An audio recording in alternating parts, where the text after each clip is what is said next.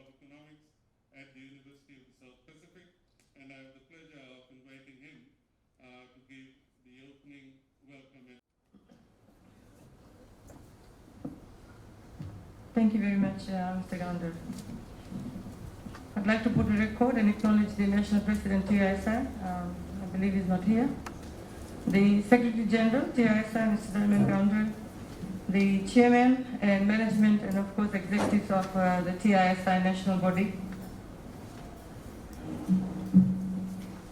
Heads of TISI School, School Managers, invited dignitaries, media partners, I saw some students, ladies and gentlemen, Namaskaram, Assalamu alaikum, Nizambula Vinaka, and a very good morning to you all.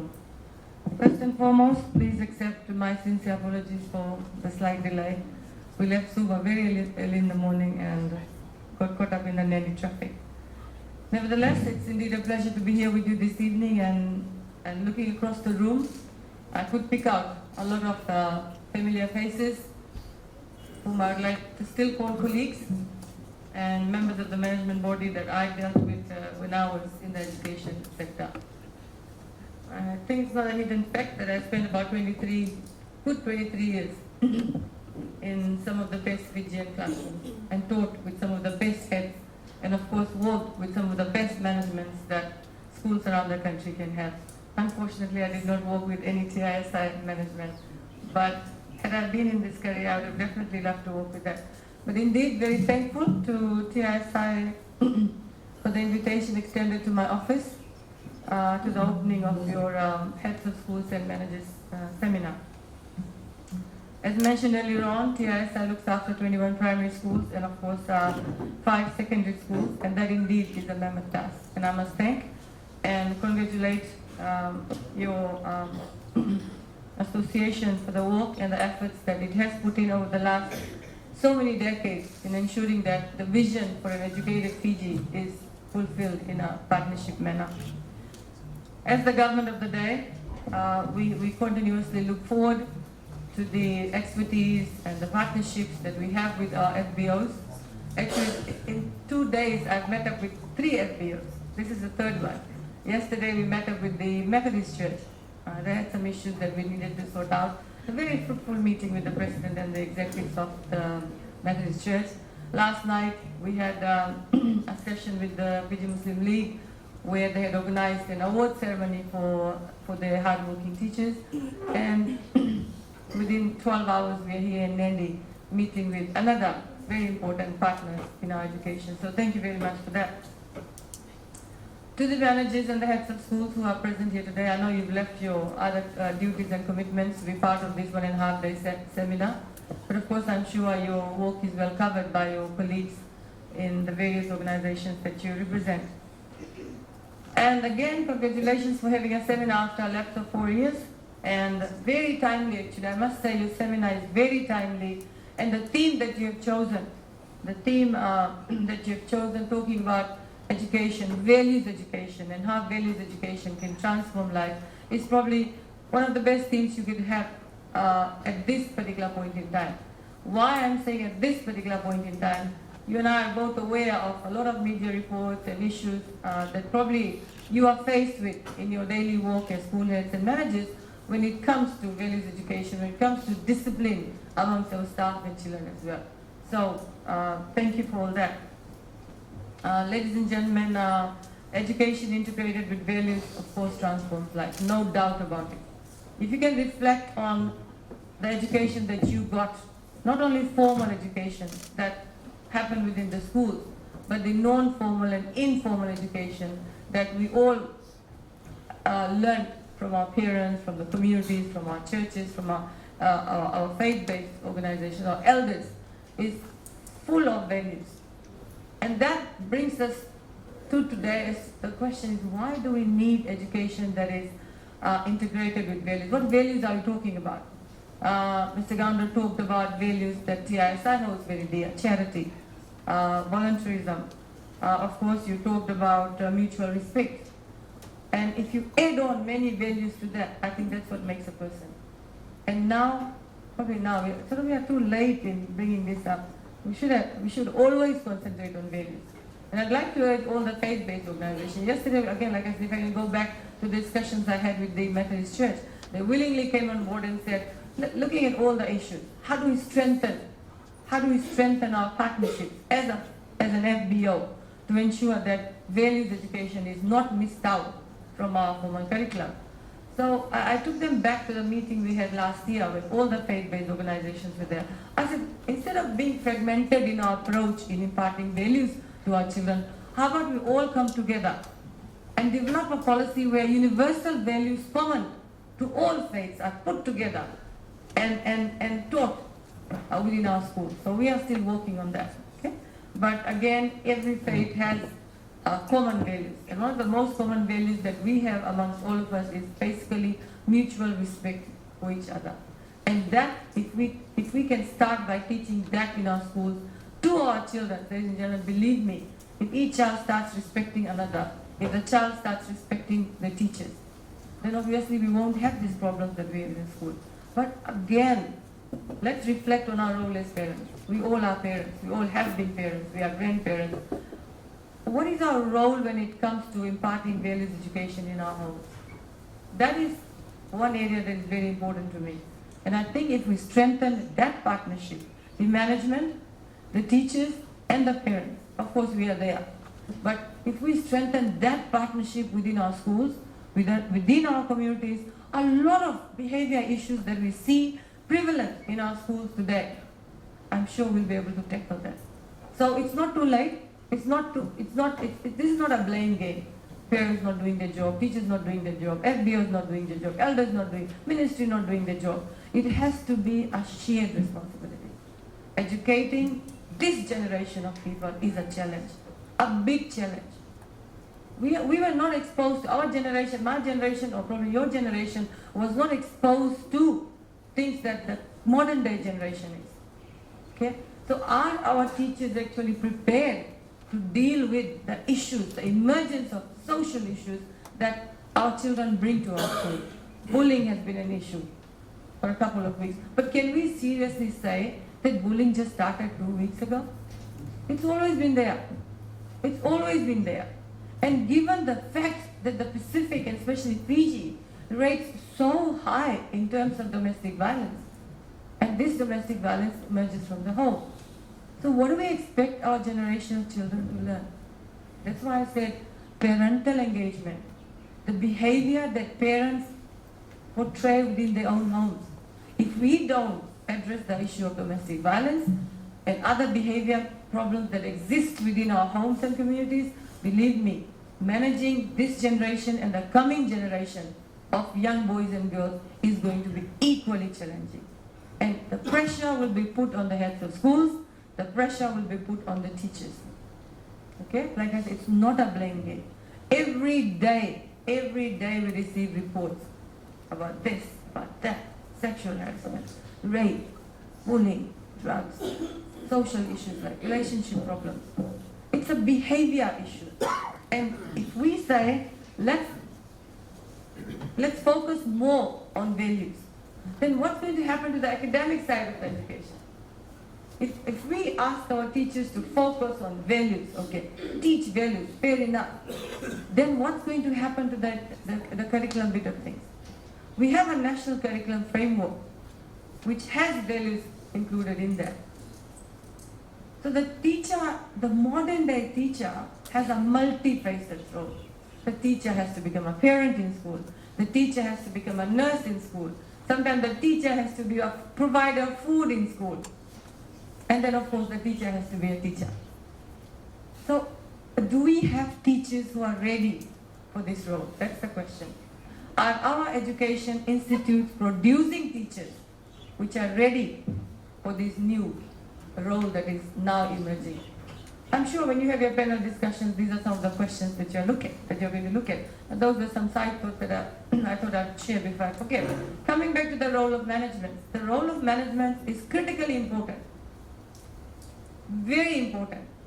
And their partnerships with the government of any day, the government of today, or with the ministries is very important, and we appreciate that. I've always made it clear to the management, your roles and the role of your heads and teachers there is a clear pathway to that. Okay? So we've just launched a new management handbook which was done in consultation with people. Please go through that. There's a new management handbook. The management and the teachers are custodians of the government's probably finances, if I may put it. The assets belong to you. If I can just say, the partnership is such. When T.C. Winston struck Fiji, we did not say which schools belong to which management or which faith. We came on board as a government and said, we are going to rehabilitate all schools that have been affected by T.C. Winston. Such is the partnership that we want to have, or that we have with the management of the school. And we appreciate the contributions of the management. And I think it's very important for us to also appreciate and pay tribute to all those pioneers who actually had the vision, our ancestors, our forefathers, our Girmitians, who had the vision to ensure that Fiji became an educated society. So the role of the management, ladies and gentlemen, is equally important as the role of heads of schools and teachers. Of course, you know where your boundaries are. Heads of schools, you deal with academics. The management deal with infrastructure development, etc. But the age-old culture and ethos of any school that has been there in existence from the days that the schools were founded must always remain important. And I have told the management in all my meetings, should you see that the existing culture norms of any school is not practiced by the heads of schools and the teachers, please don't come into a confrontational argument with the head of school or the teachers. Bring it to our attention. Okay? We don't want heads and management to come into a confrontational behavior which is sort of seen by teachers and the community. It does not augur well for any organization in any culture of any school. Another issue probably that is important to faith-based organizations is the appointment of heads of schools, and we put that on the table. The ministry is engaged in an open merit recruitment system where we do not discriminate anybody based on the particular race they come from. And TISI has been very cooperative in this. They have welcomed heads of schools that have been appointed by the government to manage the 21 primary school and secondary schools, and I'm sure all the heads of schools who have been appointed in the positions in various schools across the country are doing justice to the roles that you have been bestowed upon. Okay? Work with the management. The management is also an eyes and ears for the ministry, and we want to work with them. And ladies and gentlemen, I'm sure this seminar will equip you with all the necessary administrative requirements that is needed to effectively manage the schools. And I'm also, like I said, if I can put on record again, I'm of a strong view that faith-based organizations have a lot to offer, not only to their schools, but of course best practices that can be shared across the nation. And the need for management to appreciate the heads of schools and teachers is also very important. Okay? There's a new trend going on where management sort of start awarding teachers for the hard work that they do. Of course, you are rewarded with your pay, but a kind word goes a long way. So many schools have started organizing these award ceremonies. It's actually a good thing. It allows you to get together with your management. It allows you to put a face to the name. It allows you to hear and open dialogues about how you can better serve your community. So keep up with that relationship. That's very important. Again, if I may again put on record, knowing the culture and ethos of your institution is also very important. And of course, it's going to make your journey much more easier as you progress. Ladies and gentlemen, I come across teachers who continue to tell me, well, they're not happy, they have these issues with the students, ministry is very tough on them, these are the policies that are very tough. Unfortunately, we live in a day and age where we need to be guided by, by policies. I was asked by a couple of teachers, why is corporal punishment not allowed in schools? Okay. When we sign on to international conventions, then we have to abide by them. So Fiji signed the United Nations Convention on the Rights of Children. Rights of children. But the question is, how do we get children to be more responsible? Of course, social science, yeah, I used to teach social science. Rights comes with responsibilities. That's values. How do you include that into your lessons? Every lesson, ladies and gentlemen, whether it's a maths, social science, English, biology, physics, can be made into a values education lesson if we have the right teachers, capable teachers, resourceful teachers, innovative teachers. And each teacher can be a moral values educator, because you fulfill the role of the parent as well. Imagine taking a couple of minutes off your maths lesson and talking about hard work, talking about respect. Do we need a specific curriculum for that? Do we? So it's already inculcated in our curriculum framework. Values education is already there. So you as a teacher, those are some of the things that you need to do that. You do not need to just teach maths in the maths class. There's nothing stopping you from being a values education teacher.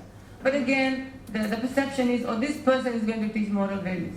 This person is going to teach PMAC. This person is going to teach physics, etc. So innovation, right? See how best you as one individual can transform the lives of the 40 or 50 children that are under your care. In a lifetime, imagine one teacher, how many lives do you impact? How many students do you teach? Thousands, huh? In your 20, 25-year career as a teacher, how many lives do you touch? Positively and negatively. I had a complaint a couple of days ago where the student went to, I'm not going to name, and I don't want the media to ask me who, I'm just going to share it with you. So this student went to complain to the teacher about this particular incident that happened. And they said, I'm not going to say madam again, you'll know who. They said, this child has given me a slap or something like that. I have been beaten. And the teacher goes around and says, well, I have other important work to do. What can be more important to you than the welfare of your children? I ask you that. What can be more important to a teacher than the welfare of the child who looks up to you for safety and security? So these attitudes still prevail, ladies and gentlemen. These attitudes still prevail. And then we have to deal with that. Carry out an investigation and sometimes send you home and stuff like that. We encourage children to speak out. We encourage parents to speak out.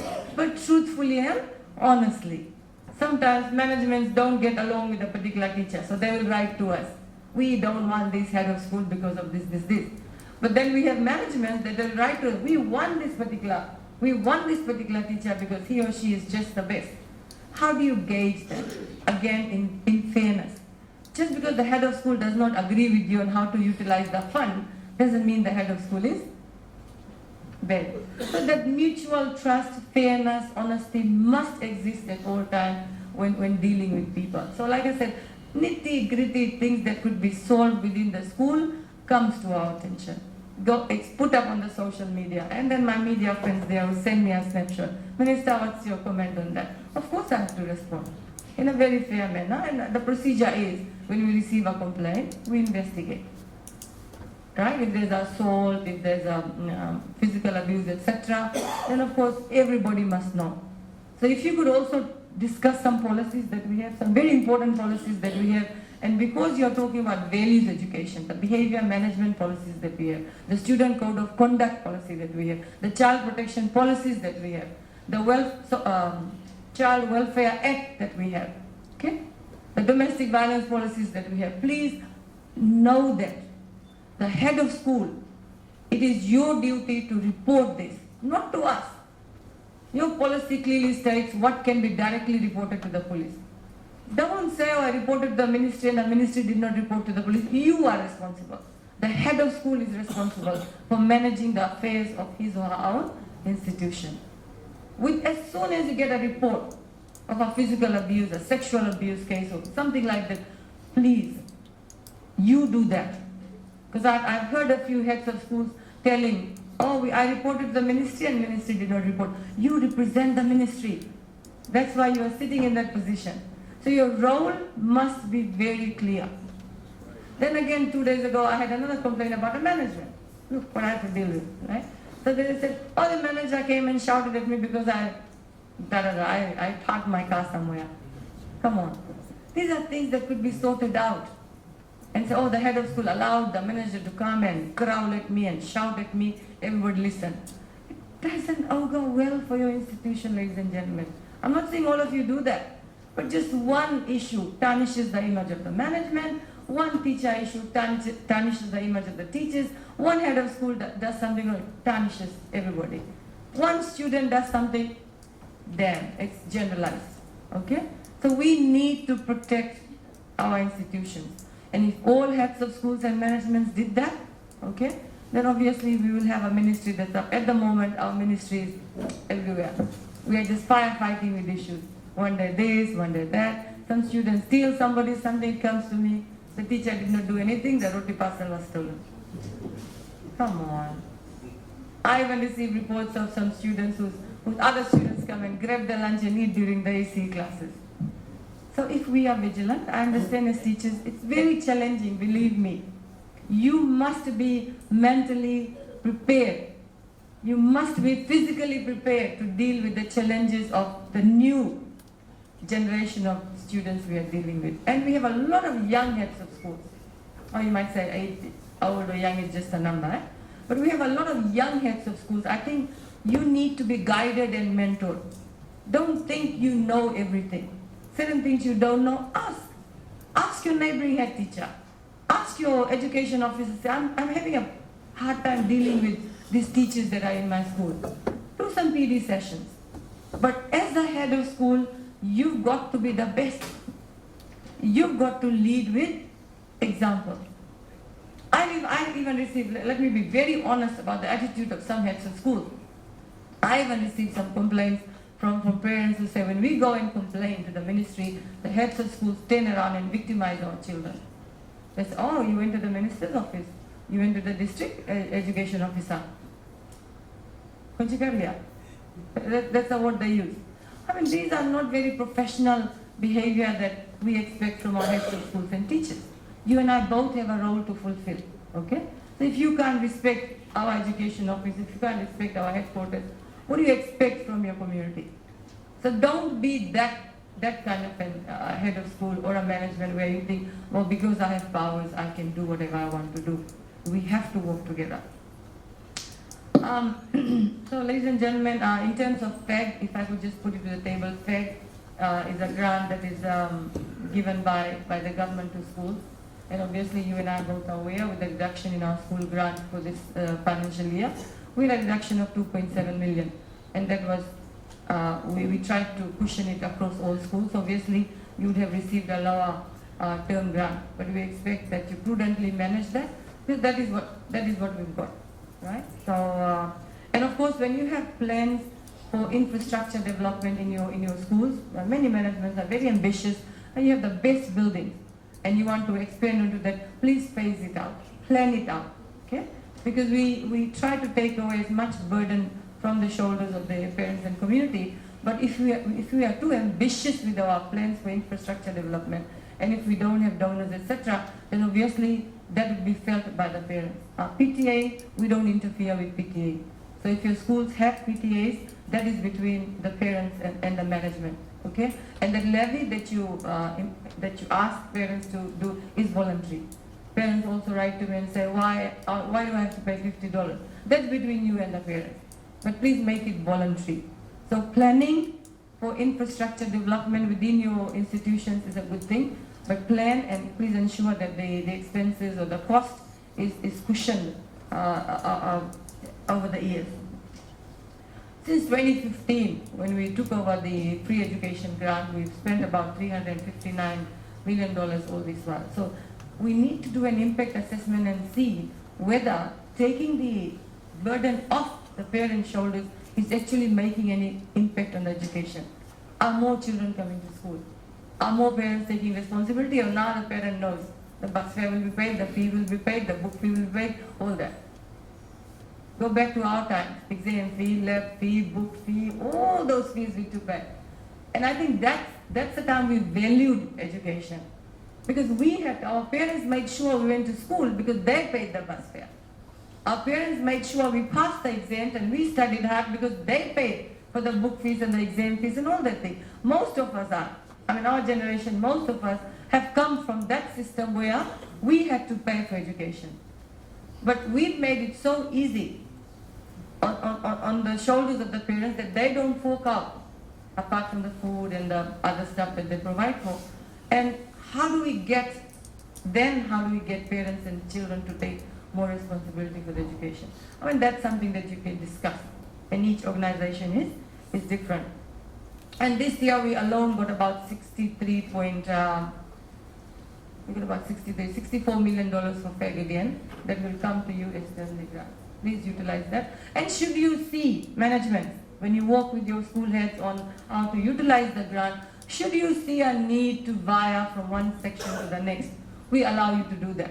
Supposedly you have savings in one particular, say 20% is given for admin and operational, I stand to be corrected here. So if you say, you saved that and you need for your sports or something like that, you need to do an evolution block and you've saved it. We don't want your savings. We don't want your savings, right? But what we want is the money to be utilized for the student and teacher learning environment. So you say, okay, we bought so many books, we don't need that book grant or whatever percentage is there, and you want to do something else, please write to us, seek permission, we'll allow you to use it. Okay? And if you do think, as an organization, if you do think we need to relook at the allocations, because I'm sure in the last 5 years, a lot of things have been done that you don't need to do, like buildings have been made, evolution, toilet blocks have been made, or if you decide to fencing has been done, you don't need that. So you have savings from our money, I'm talking about the government money, I'm not talking about the Sangam money. And if you think there's savings and you want to embark on something else, let us know. We are liberal in that. We allow you to do that as long as you are not, it's not going to affect the resources that you are going to provide for the children. Okay, textbooks again. We've taken over the textbooks, so your textbooks money is also safe because we provide the textbooks. So things like that, and just please talk to us. You know, as an organization, talk to us and say, look, this is how we want to utilize the funds, and we can come to an agreement on that. Well, ladies and gentlemen, we've talked about the issues and we've talked about why we need values education. Quality teachers. You can only successfully transform lives of our children, and you can only successfully incorporate values education into the education system if we have capable educators. Let me put it this way. If we have capable educators. Of course, we are all capable in our own ways. That's why we're in the classroom. But without capacity, right, without having the right teachers to deliver what you want in terms of academic, in terms of moral values, we can talk about this. We can do the best curriculum that we can have. We can have the best of seminars that we can have. But if this actually doesn't filter down to your classrooms, we will continue. We will continue. So heads of schools, I would like to challenge you, go back, inspire your teachers, lead by example. I mean, some of the heads came out very strong saying, oh, the minister now wants us to teach. Of course, I want you to be in the classroom. What you do in the classroom, I leave it to you. You can be a moral values teacher. I'm not saying you go and teach 40 lessons per week. I'm just saying you be with your teachers. That's the whole idea. You be with your students. Once a day, walk across your school compound and go inside a moral values lesson and share your experiences. That's what we expect. I don't want you to make exam papers and mark and analyze results. You have the whole school responsibility to do. See, the best thing about being a head of school is you can delegate. You can delegate. So FEMIS, for example. Head of school is supposed to enter FEMIS. But heads of schools delegate somebody to enter FEMIS. But at the end of the day, if you mess up with FEMIS information, who's responsible? The head of school. You delegate. Fair enough. Some heads of schools don't even know how to enter FEMIS. Let me put it this way. Because somebody else has been doing it. Right. Honestly, let's be honest about it. It's your role. You have no idea about bus fare, how it works, how many students are under bus fare, because you delegated that. But please keep a tab on that, because you are responsible for giving us the right information that we use for decision making. Your grants come in late because your class audits are not done. If you don't enter your class audits into FEMIS on time, then we can't release your grant per child. And then, oh, my third week has gone and grant has not come. Whose fault? Well, eventually I have to take all the blame. This particular school has not got the grant. So we will hold you more responsible and we will hold you more accountable to the general day-to-day running of your institution. So ladies and gentlemen, I'll leave you with that, and I'm sure you're going to have a very, very amazing a day and a half with the various topics that have been put on discussions. A lot of experts in the room to talk about that. And please take it as a learning experience and use this platform to communicate on issues that is affecting you. Maybe in the next 4 years you might not have an opportunity again. This has been brought to you after 4 years. Of course, it takes time, it takes effort, it takes planning, and it takes finances to organize something like that. So hats off to the organizers for doing that and allowing me to share a couple of thoughts on this. But again, ladies and gentlemen, values, very important. We need to role model that as educators. As management, you need to role model that in terms of being fair. That's another value, okay? And it has to start with us and with teachers, with parents, if we want to have a new generation, a new breed of young men and women who actually turn out to be productive and good citizens of any nation and who do justice, okay? We talk about allowing the child to reach his true potential. We believe in inclusive and accessible and equitable education. We have that vision as a government. Accessible education, equitable education, quality education, inclusive education. These are all filled with values. When you talk about inclusive, special aid students in your school, how do you treat them? How do you allow, if the child is in a normal school, how do you allow others to treat a child with special needs? Are you equipped for that? Okay, so there's a lot of things I'm sure you'll talk about. And as teachers, there's a huge responsibility on us, and even a greater responsibility on our ministry. But I suggest you see that as our ministry and not minister's ministry or headquarters ministry, or the management, you, I, and everybody needs to work together. And again, the values that you're going to talk about, it has to start with us, okay? It has to start with us. And just a final word of caution, please, when it comes to the welfare and safety of our children, even your staff, try not to hide things from us. Serious issues, sometimes we find out serious issues that heads of schools and teachers try to sweep it under the carpet. And things emerge after some time. It gives you a bad name, it gives us a bad name as well. And we will not tolerate that, okay? Let us not sweep things under the carpet. Let's face it. Let's face the realities of the challenges that we face as educators in the 21st century. And with these words, I wish you well for the next day and a half, and I of course wish you well for the year 2020. Stay healthy, stay safe, and God bless you all. Partnership that we have with the Ministry of Education in getting education across the children. C.S. Pillai is a retired head teacher and currently is the manager of one of our largest institutions, the Sangam. Thank you, Master of Ceremonies. What has been said is then only will be meaningful and will make a sense. So thanks. On behalf of TISA Sangam Fiji,